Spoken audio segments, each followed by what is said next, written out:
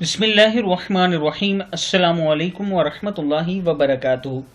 आबिद राजा channel की तरफ से आज मैं अपने दोस्तों को रसूलुल्लाह सल्लल्लाहु अलैहि वआलिहि वसल्लम का एक बहुत ही प्यारा फरमान सुनाऊंगा। आप दोस्तों ने इस पर ज़रूर अमल करना है।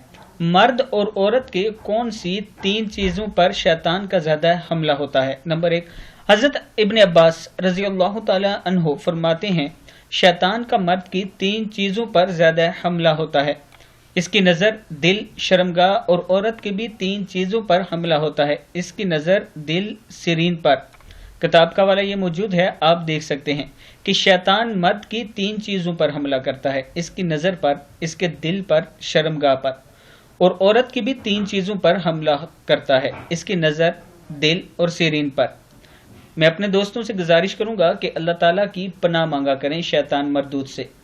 अल्लाह ताला आपको अपनी पनाह में रखे और नेक काम करने की तौफीक अता फरमाए। अस्सलामु अलैकुम वरहमतुल्लाहि वबरकातुहू।